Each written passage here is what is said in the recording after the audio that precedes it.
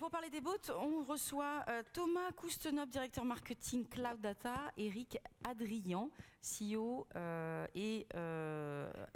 pardon, chez Davy, je m'en sors, j'ai plein d'invités là, on a plein d'invités Richard. Et Julien Saumande qui est président de Fosseis Group.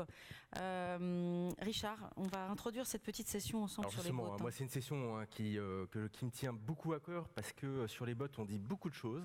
En fait c'est pas quelque chose de véritablement nouveau, ça fait déjà une bonne dizaine d'années, peut-être même une vingtaine d'années que le sujet de la virtualisation de l'intelligence existe.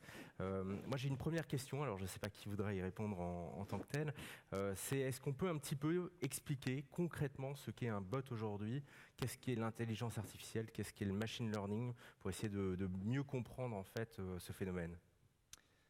Allez, la question, et je laisserai Eric compléter sur la partie définition des bots. En fait, le véritable enjeu pour les marques ou les employeurs, c'est comment finalement personnaliser la relation et l'échange avec un utilisateur. Aujourd'hui, on a une profusion d'informations, une profusion de données, une profusion d'applications.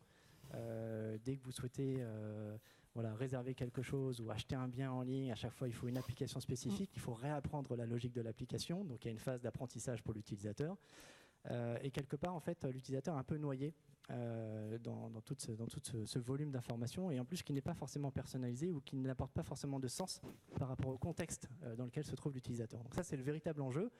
Du point de vue de la marque, c'est de reprendre la main finalement sur la relation avec un consommateur.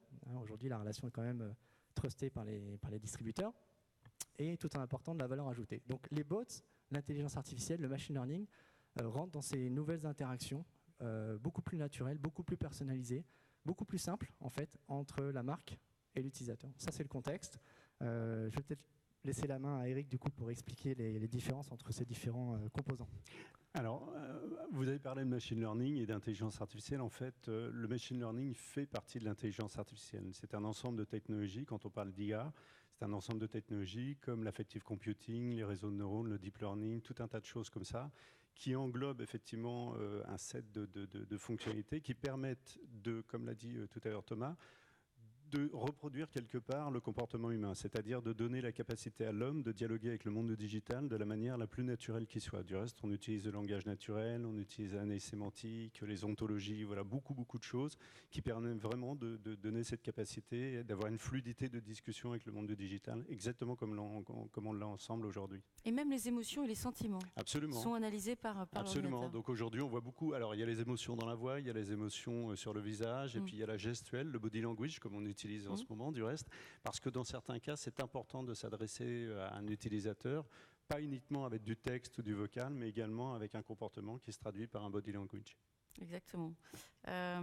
Julien, un petit mot sur les notions, justement, pour recamper un peu le décor du sujet. Juste pour compléter, on a eu tendance, alors il y a le hype du chatbot depuis quelques mois, et on a eu tendance à joyeusement mettre dans un joli panier beaucoup de choses, y compris des choses, par exemple des distributeurs de blagues, comme on peut voir des fois, qui ont été affublés du surnom de chatbot. Aujourd'hui, on peut considérer quand même qu'il y a plusieurs types de chatbots. Il y a les chatbots qui sont une rénovation de l'expérience audiotel, où globalement, au lieu d'appuyer sur la touche 1, on va faire un mot, on va utiliser le dictionnaire de synonymes, donc quelque chose qui n'a pas trop d'intelligence.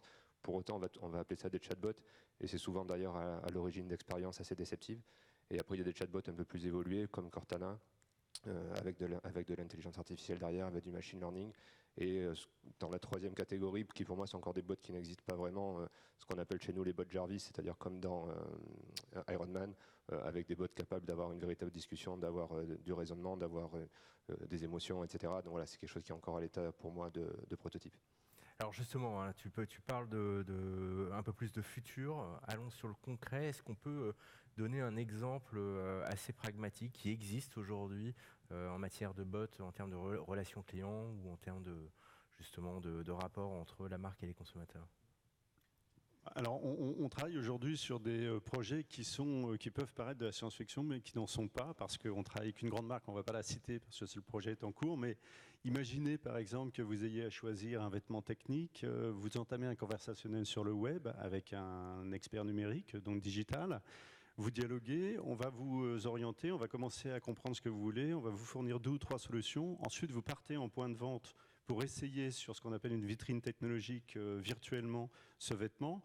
Et à la limite, vous le commandez et vous le recevez chez vous 24 heures après. Donc vous voyez qu'on a quelque chose c'est exactement le projet qu'on est en train de faire avec une marque, mais pas dans le domaine du vêtement. Et c'est quelque chose qui est à la fois omnicanal, où on a cassé les silos entre la partie web, la partie point de vente, et donc on fait du digital to store et du e-commerce à l'intérieur du magasin exactement de la même façon. Donc voilà, ça c'est le type de scénario qui existe aujourd'hui.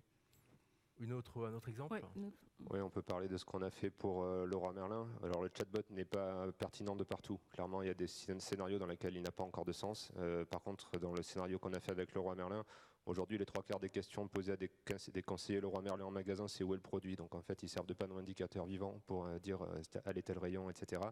Et il faut courir après le vendeur dans les rayons pour réussir à l'attraper.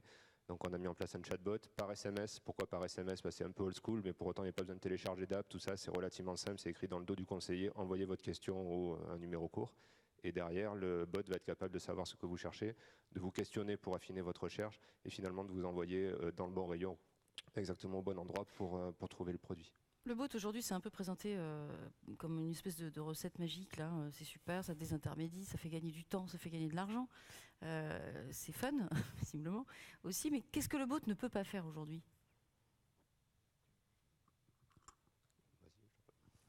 Alors, il y a tout un tas de choses que l'intelligence artificielle aujourd'hui ne peut pas forcément faire à partir du moment où, par exemple, elle ne va pas être capable de gérer des choses très évoluées comme le sarcasme.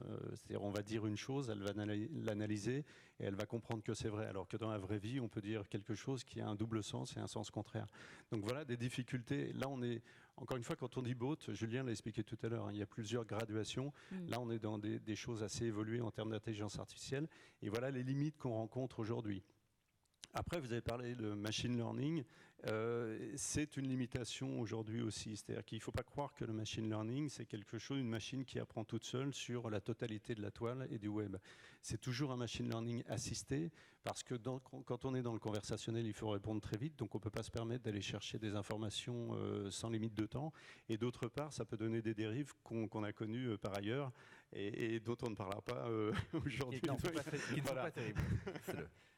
Mais effectivement, il y a toute cette phase où il faut apprendre au système à comprendre finalement les intentions de l'utilisateur, le champ lexical, la sémantique. Donc aujourd'hui, il y a beaucoup de bots qui sont sur des sujets assez simples, réserver un billet d'avion, acheter un vêtement. Mais de plus en plus, on va commencer à verticaliser des bots sur des sujets plus complexes, typiquement dans le domaine juridique, avec traiter la jurisprudence, dans le domaine médical également, pour détecter des pathologies qui sont extrêmement complexes à détecter à l'œil nu. Donc ça, ce sont des sujets également sur lesquels Microsoft va énormément investir. Et c'est pour ça qu'on a aussi fait converger toutes nos capacités en interne de Microsoft, le moteur de recherche, l'intelligence artificielle, les bots. Toutes ces équipes-là, aujourd'hui, ce sont 5000 personnes qui vont travailler dans une même entité pour justement démocratiser l'intelligence artificielle et surtout la remettre en contexte de scénarios industriels sur lesquels il va falloir travailler les ontologies et justement les champs lexicaux-spécifiques. Une entreprise qui nous écoute ici, ou un utilisateur qui s'intéresse au bot, il dit est-ce que j'y vais pas? Pourquoi le faire? Pourquoi celui qui nous écoute devrait aller vers la création de bots? Et si oui, dans quel contexte? Est-ce qu'il faut avoir beaucoup de data pour ça? Est-ce qu'il faut avoir une typologie de data ou une multiplicité de données qu'on va segmenter ensuite? Enfin, voilà. Comment est-ce qu'on met en place finalement tout ça? Ouais, je commence juste sur la première partie de la question et je te laisserai faire les data. Sur la partie pourquoi il faut y aller aujourd'hui, c'est notre métier historique chez Fossil, c'est le développement d'applications. On voit clairement qu'aujourd'hui, les retailers qui créent une application se posent la question du ROI. J'ai mis 100 000 € dans une appli et qu'est-ce que ça m'a rapporté concrètement comme retour sonnant et trébuchant. Donc la question vraiment de la pertinence des applications et du modèle des applications se pose. Derrière les bots, pour moi, il faut y aller maintenant parce que tout simplement, dans quelques années, il n'y aura selon moi plus d'applications. Il va y avoir ce qu'on appelle des applications transparentes qui seront sur votre téléphone, qui seront derrière des Cortana, derrière des Siri, qui fourniront les réponses. Mais aujourd'hui, si je veux savoir quelles sont les promotions chez Auchan la semaine prochaine, je dois télécharger l'app, trouver le bon rayon, etc. Alors que demain, je poserai juste ma question en langage naturel à Cortana et Auchan fournira la réponse. Et après, la bataille entre les retailers, ce sera justement pour être un des tuyaux qui fournit les réponses aux assistants personnels. D'accord, vision intéressante. Vous voulez commenter là-dessus ? Alors non, oui, effectivement, sur est-ce qu'il faut y aller, à la question est-ce qu'il faut y aller, il y a déjà beaucoup de sociétés qui sont parties, qui sont sur des projets vraiment très pointus, très novateurs, d'autres qui sont sur des projets, par exemple, on peut citer les helpdesk, qui sont des choses que tout le monde connaît, où là, il y a des économies d'échelle assez importantes parce qu'on est capable de faire exactement ce que font les êtres humains. Et derrière, sur les datas, vous parliez d'un fonds numérique. Oui, il faut des datas, effectivement, puisque c'est cette connaissance qu'on va mettre dans l'intelligence artificielle, ce qu'on appelle la mémoire, qui, en termes scientifiques, dans l'intelligence artificielle, s'appelle une ontologie. Et c'est ça qu'on va coder, qu'on va inculquer à la machine de manière à ce qu'elle puisse être pertinente dans ses réponses. Donc il faut un minimum de données qui existent et qui souvent, bien souvent, existent déjà dans les sociétés. Qui à l'exploiter. Un petit mot pour conclure cette passionnante session sur les bots avec vous. Alors déjà sur les prérequis, en fait aujourd'hui faire un bot c'est pas très compliqué. Un des prérequis c'est de travailler en mode pluridisciplinaire. C'est pas que un sujet métier, c'est pas que un sujet IT. Il y a vraiment un travail d'équipe à mettre en place. Il faut s'intégrer au système d'information existant pour qu'on arrive à recontextualiser finalement le parcours d'achat, typiquement dans le domaine du retail, du consommateur par rapport à son historique. Donc il y a un travail d'intégration à faire, un travail de développement, mais c'est sur des langages communs.